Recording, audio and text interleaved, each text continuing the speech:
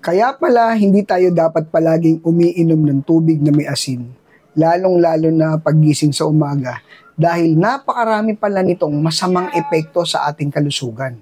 Sa ating balat, kapag regular ka palang umiinom ng tubig na may asin, partikular sa umaga, nagpapaganda pala to ng skin natin dahil ang dami nitong nutrisyon na kailangan ng skin natin. Meron din pala itong natural cleansing at detoxification effect sa ating katawan. Kaya pala, mas mabilis yung process ng detoxification o paglilinis ng dumi natin sa ating katawan. Sa tuwing natutulog pala tayo overnight, meron palang kanya-kanyang schedule yung mga organs natin para maglinis ng toxin na mga na-accumulate natin ng buong araw. Kaya pala, paggising mo pa lang sa umaga at uminom ka na ng tubig na may asin, ipa-flush out nito lahat ng dumi na nalinis ng mga organs natin.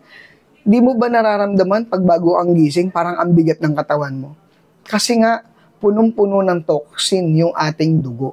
Pag uminom ka ng tubig na may asin sa umaga pa lang, ang linis agad ng ugat mo. Kaya ang sarap ng pakiramdam pagising mo pa lang sa umaga.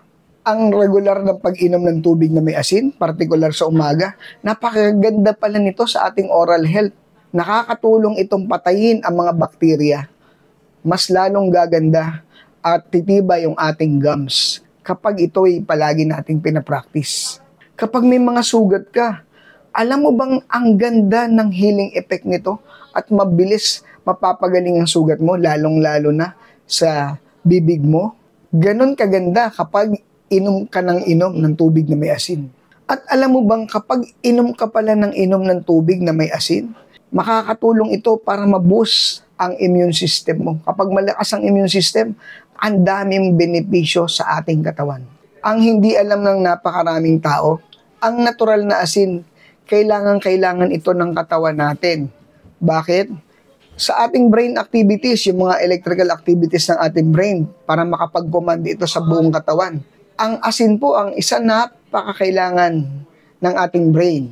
Ang ating heart, yung heartbeat, napaka-importante. At ang nagpapatakbo nito, nutrition, ay sodium na meron ang asin.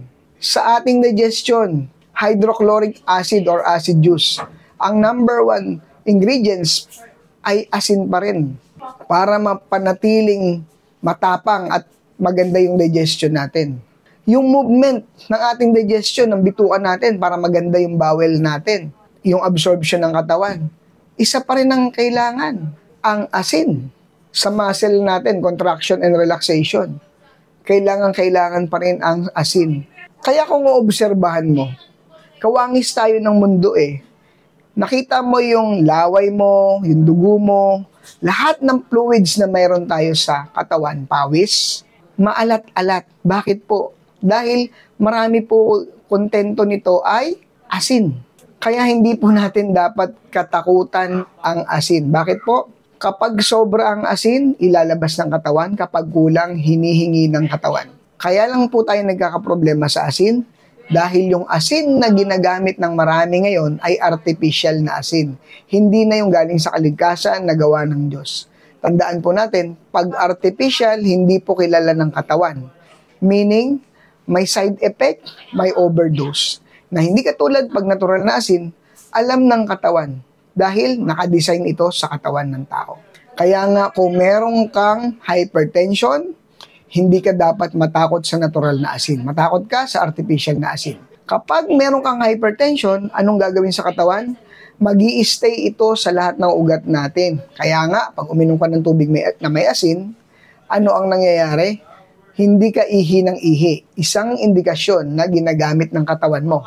Ang resulta, magiging malabnaw yung dugo mo, makakapag-circulate ng tama, walang pressure, hindi ka na mag-high blood palagi. At syempre, kailangan ng tamang routine sa lifestyle.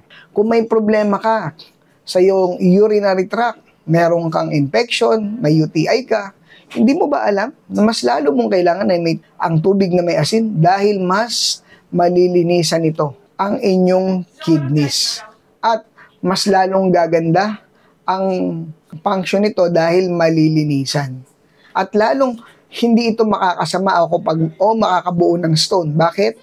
Dahil mas malilinisan ito ang buong sistema natin. Kaya nga po nung unang panahon, ito yung ginagamit nating preservatives, ang asin.